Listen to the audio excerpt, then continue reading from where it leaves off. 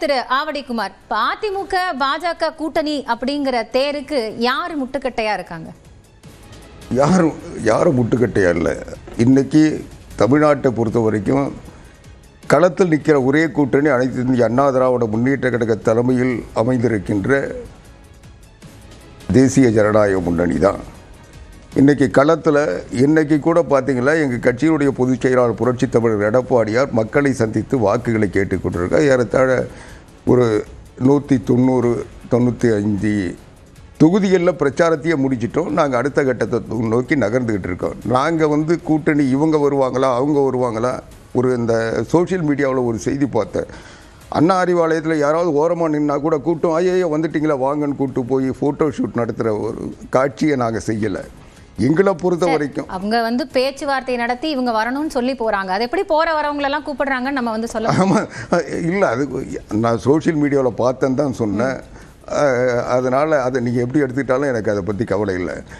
அந்த நிலைமையில் அவங்க இருக்கிறாங்க. இன்றைக்கி அவங்களே சொன்னாங்க, 12 ஆண்டுகளாக ஒரு வலிமையான கூட்டணி, இணக்கமான கூட்டணி, கொள்கை கூட்டணி, உறுதியான கூட்டணின்னு சொல்லிட்டு இருந்தவங்க இன்னைக்கு ஏற்கனவே திமுக ஒரு பலம் இழந்த கட்சி, அவங்களுடைய பலமே கூட்டணின்னு சொல்லிட்டு இருந்தாங்க.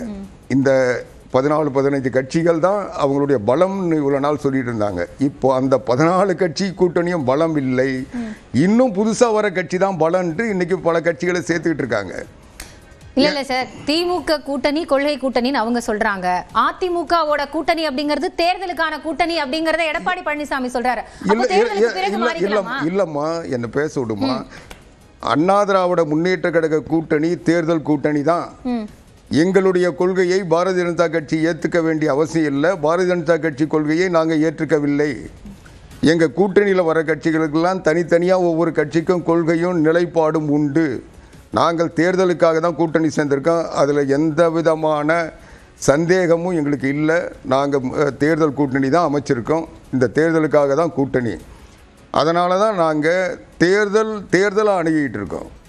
இன்றைக்கி அண்ணா திராவிட முன்னேற்ற கழகம் தன்னுடைய சொந்த பலத்தில் வெற்றி பெற முடியும் என்ற நம்பிக்கை இருந்தாலும் இன்னைக்கு தமிழ்நாட்டு அரசியலை பொறுத்த வரைக்கும் மற்ற கட்சிகள் கூட்டணியின் பலத்தில் வெற்றி பெறுகின்ற ஒரு சூழ்நிலை வருகின்ற பொழுது அதற்கு இணையான கூட்டணியை நாங்கள் அமைத்தோம். அதுதான். இன்னும் சொல்ல போனால் நாடாளுமன்ற தேர்தலில் அனைத்து இந்திய அண்ணா திராவிட முன்னேற்ற கழக கூட்டணியும் பாரதிய ஜனதா கூட்டணியும் தனித்தனியாக நின்னதுனால தான் திமுக கூட்டணி ஒரு பலமான கூட்டணியாக எல்லா இடங்களிலும் வெற்றி பெற முடிஞ்சுது.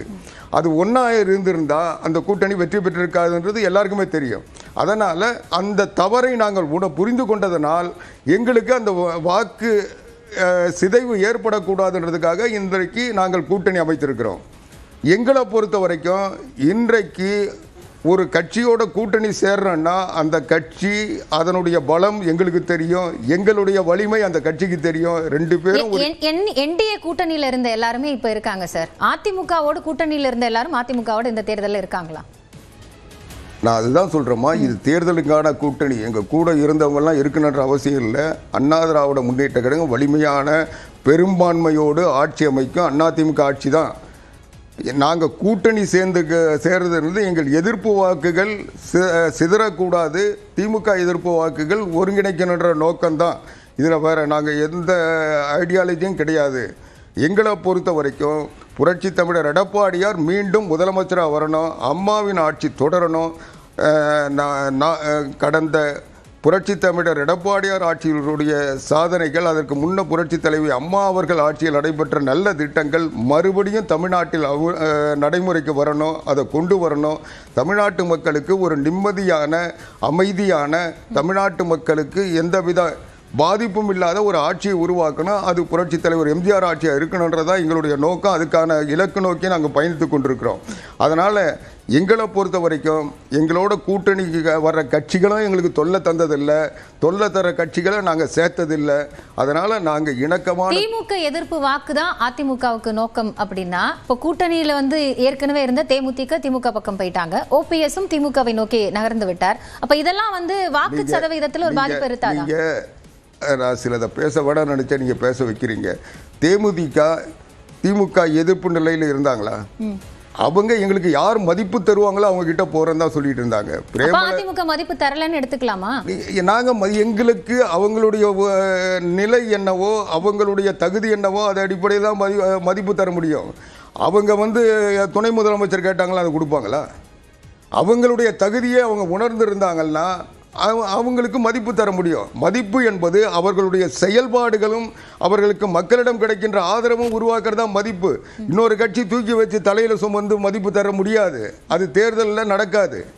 அதனால் நாங்கள் இன்னைக்கு கூட நான் விமர்சனிக்கணுன்ற நோக்கம் எனக்கு இல்லை. நான் கேட்குறேன், ஒரு 0.4 வாக்கு சதவீதம் கட்சியை முதல்ல கூட்டணியில் சேர்த்துக்கிட்டு 4% உள்ள காங்கிரஸை இன்னைக்கு நடுத்தருவில் விட்டுட்டு டெல்லியில் போய் பேசலாமா? இமாச்சல் பிரதேசம் நாளைக்கு தொகுதி பங்கீடு பேச்சுவார்த்தையை அதிகாரப்பூர்வமா தொடங்குறாங்கல்ல. காங்கிரஸ் கட்சி குழு அமைச்சு 3 மாசம் ஆச்சு. இன்னும் அவங்க நடுரோட்ல தான் இருக்கு. நீங்க அவங்க தான் எங்களுக்கான குழுவை நாங்க முதல்ல அமைச்சது எங்களோட தேர்தல் பணி தானே சொன்னாங்க. கிரீஷ் ஷோடங்கர் நேற்றைக்கு இந்தியன் எக்ஸ்பிரஸுக்கு ஒரு பேட்டி தந்தார்ல, அதுல என்ன சொல்றாரு? நாங்க வேற கட்சியோட பேசுவதற்கு தயாராகி விட்டோம். எங்களுக்கு ஒரு சரியான பதில் கிடைக்கல. எங்களுடைய தொண்டர்கள் ஆட்சியில் பங்கு கேட்குறாங்க. அது எங்களுடைய உரிமை. எங்களை எங்கள் பலத்தில் திமுக வெற்றி பெற்று விட்டு இன்னைக்கு நாங்கள் சாதாரணமாக கூட்டு சேர மாட்டோம்.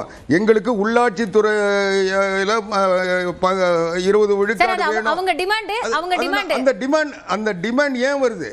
ஒரு இணக்கமான கூட்டணி, 12 வருஷம் இருக்கிற கூட்டணியில இன்னைக்கு இல்ல அதிமுகக்கு வந்த டிமாண்ட் பத்தி நம்ம பேசலாம். திரு காரை செல்வராஜ், அப்படிதான் கிரீஷ் சோண்டகர் சொல்லியிருந்தாரா? கூட்டணிக்குள்ள இருக்கக்கூடிய சர்ச்சையே திமுகவால சமாளிக்க முடியல அப்படிங்கிற ஒரு குற்றச்சாட்டை வைக்கிறாங்க. இது சிரித்து விட்டு கடந்து போகக்கூடிய பதிவாகத்தான் நான் பார்க்கிறேன்.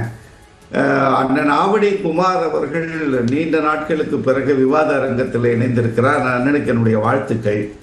இதில் அவர் பேசின செய்திகள் எல்லாமே உண்மைக்கு புறம்பாகவும் முரண்பட்ட செய்திகளாகவே வரிசையாக வைத்தது என்பது அவருடைய தடுமாற்றம் மட்டுமில்லை, அது எடப்பாடியார் தலைமையிலான அந்த என்டிஏ கூட்டணியில் ஏற்பட்டிருக்கிற தடுமாற்றத்தை மறைப்பதற்கு நிறைய முயற்சி பண்ணாங்க.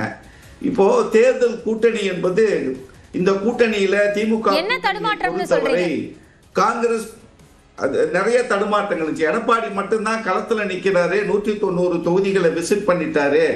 இன்னைக்கு மற்ற திமுக எல்லாம் களத்திலே இல்லாத மாதிரி ஒரு செய்தியை சொல்லுவது இன்றைக்கு தமிழ்நாடு முழுவதும் திமுக மகளிர் அணி ஒவ்வொரு வீட்டிற்கும் ஸ்டாலின் தொடரட்டும் தமிழ்நாடு வெல்லட்டும் இந்த புத்தகத்தை ஒவ்வொரு வீட்டுக்கும் கொண்டு போய் சேர்த்திருக்கிறார்கள் திமுக மகளிர் அணி. இப்பதான் என் வீட்டிற்கு வந்துட்டு அந்த மகளிர் அணி சகோதரிகள் கொடுத்துட்டு போறாங்க.